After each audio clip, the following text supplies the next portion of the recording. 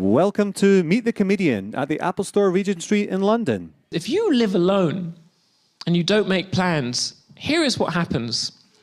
You wake up and it just gets darker.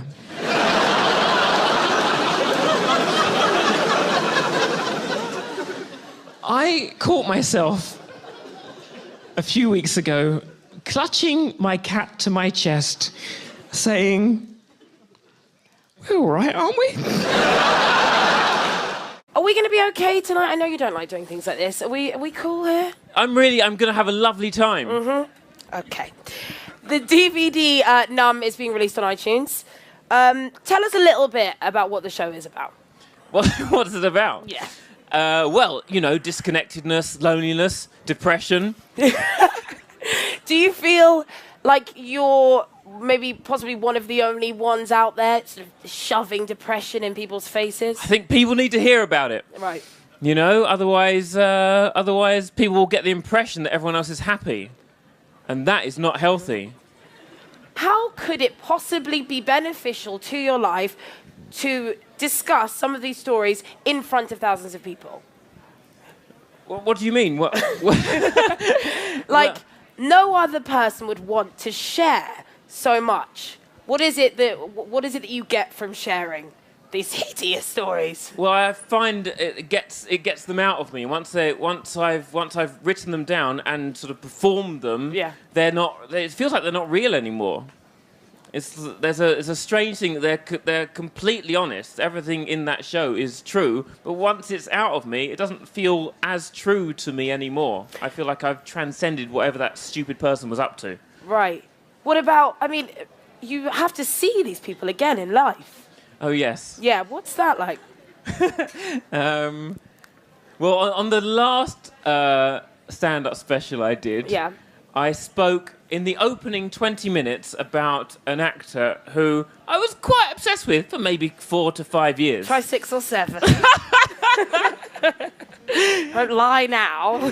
Not only was he on, did I speak about him on that show, in the sitcom that we made 2 series of, that was on BBC 2, I created a fictional version of him, giving him a name not dissimilar to the actor's actual name. Yes. I then see the actual actor. Do you want to say the actor's name? No, I think it's best not to.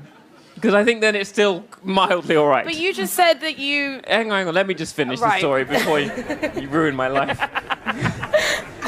So I see him in London, where I live, and I say to him, and I think the stand-up special had just been on BBC 2, the sitcom was going out. I said, I feel like I should maybe apologise to you a bit. And he said, what for?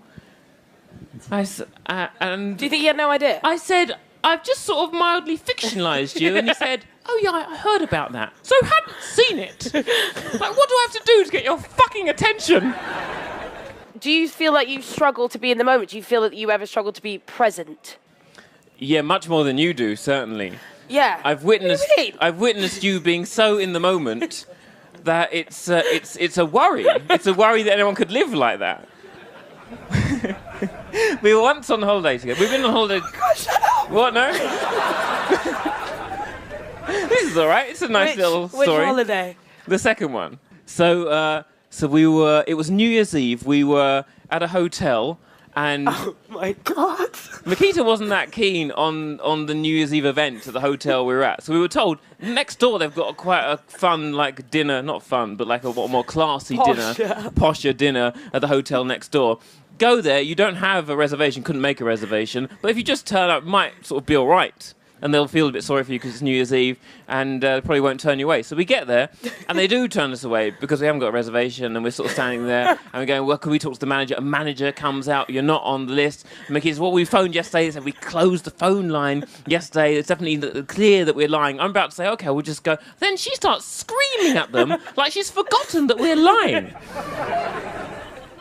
What did you say? I was just like, how dare you treat us like this? Yeah. And Simon had to afterwards go, we are still lying, aren't we? We're still... And even after screaming at these men, it wasn't just like how dare, it was I'm absolutely fucking appalled you would treat people this way. Then she storms off. I'm left standing with these men. All I can think to say is, I'm sorry, she has some problems. And then, so in the moment, so committed to it, even when we're back at our hotel, she's still annoyed. What would you say to people that say that now you're the person flogging the product? Like, you've become S Club 7. I have. A lot of people say that. You've become S Club 7? Yeah. Yeah. But what would you say to that? I mean, how do you feel? Because I know that you're I don't not like it. comfortable I don't like having to recruit people. It puts me on edge. I was concerned nobody would come to this because I don't know why. And now that everyone is here, these are Yes. people that have voluntarily come.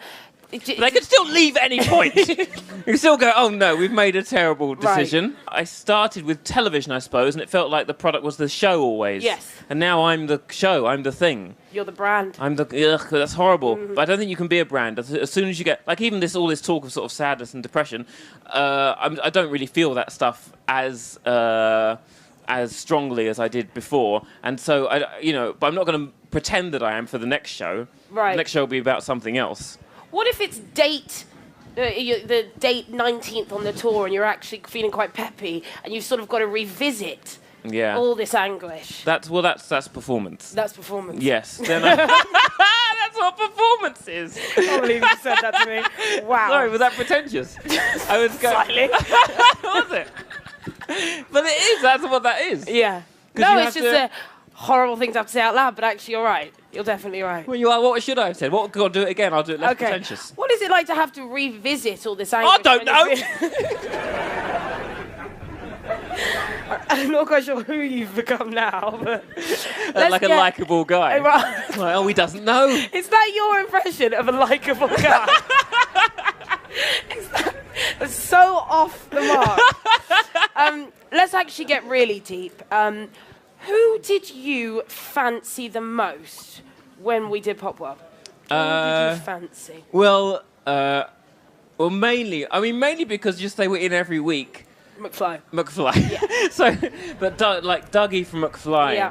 It's still there, isn't it? It still annoys me that you didn't get him. I didn't even attempt because I was so frigid and stuck as a human being, and also I felt like it would have been inappropriate to do anything with, even have a friendship with a pop star would have felt wrong because it would have been a conflict because we had to interview these people. I didn't feel at the time that Paxman would have slept with Blair. So it would be wrong to sleep with Dougie. And we were interviewing these people. Maybe in the future when McFly are no longer in power. But all right, well, I think we've got deep. Is that all your questions? Yeah. Now it says go to Q&A. Why do you have feelings? And who did you want to sleep with? Those are the questions. I think we covered everything. Yeah. When you're writing new material, do you ever find yourself in a conflict between being funny and being honest? Good. Now we're talking. You like that question? It is good. Okay. Okay. That should have been on my iPad. What's your name? Alex. No. Because it's not a conflict, because they're the same thing, I think. I think that it's only funny if it is honest. That's not true for most comedians, but certainly for a good one like me. I think that's where the funny is, where it's, and often I'll think, well, it's not true enough. I've sort of got a bit of a laugh, but I think there's a funnier, more true thing to be had. I love that answer. That was really great. Why did you look at me like I was lying then? No, that was my listening face. No, your listening face is, I don't believe a word of this shit. This is the question from my friend who's not here, who loves you. But she wants to know what your cat's name is. Love your cat's name. If it actually exists. I'm assuming it exists. Why? I wouldn't make up a cat. I don't know why. Have you not been listening? No, I know. I'm glad they showed the clip, so it's somewhat relevant. He's called Moses. Moses. That's cute. Okay, thank you. She'll be very happy about that. Is there any truth in the, I'm not sure if you could say it's a myth, that you got sacked from Nickelodeon for being mean and sarcastic to the children? It's pretty true. Thank you. Hello. Hello. Are you going to do any more Grandma's House? We're not doing any more of that series just because I felt like we'd written all the pain out of us, and to do any more would have been a bit gratuitous. Do you think that you're done with being personal to that level? I wouldn't play a character called Simon Amstell again. Right, yeah. Hi. Yes, hello. Do you feel like your best writing comes out when you force yourself to write for a show, like if you're in a creative mind, rather than like naturally after like a certain time in your life? It's probably the most efficient way to actually get something done, but Yeah, that was an actual question. I think That it's was probably good. it's a combination of somebody putting me in a room and saying you've got to do this by this time, and having already had some sort of feeling or sadness, and then if those two things go together, then something can get done. But you have to. I think you probably have to have both. For the last year, I've been trying to do just the it coming naturally with just the the natural. How's Whatever that? comes. Well, it's taken a year because nobody put me in a room to say you must do this by this time. So it's taken longer than it would have done. Are there any taboo subjects for you when you write? Like what? Like what? When you're talking about personal experiences, for example, no matter how funny they might be, you might think, oh no, that's a bit too much for me to put in. If it's funny and I have that feeling, oh, this might be too much, it will inevitably be the best joke in the show, and so then it has to go in. Is the truth. There are things that I'm sensitive to. If there's a story involving another person, I'm sensitive to not including people's names and things like that. But That's true. But also, I feel like it's my way to discover who I am. This thing that I'm able to do, and to not include a bit, to go, okay, well, I better leave that alone. That's then me not doing a full self-discovery. That's me going, oh, I don't want to know about that bit. I do. I want to know about all of it. The comedian and the actor, my former friend, Mr. Simon Amstell. Well, you can say former friend, we're still friends. Simon Amstell.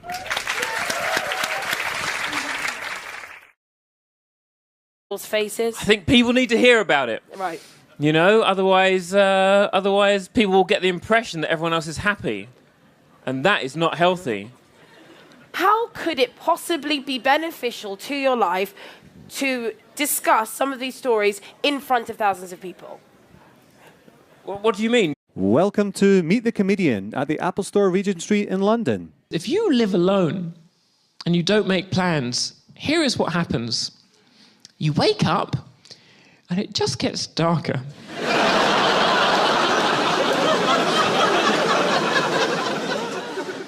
I caught my...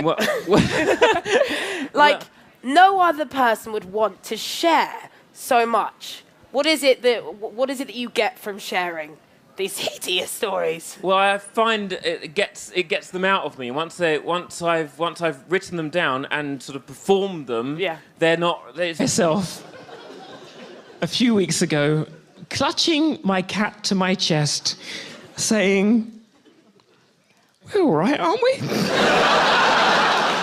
Are we going to be okay tonight? I know you don't like doing things like this. Are we cool here? I'm going to have a lovely time. Mm-hmm. Okay. The DVD Numb is being released on iTunes. Tell us a little bit about what the show is about. What is it about? Yeah.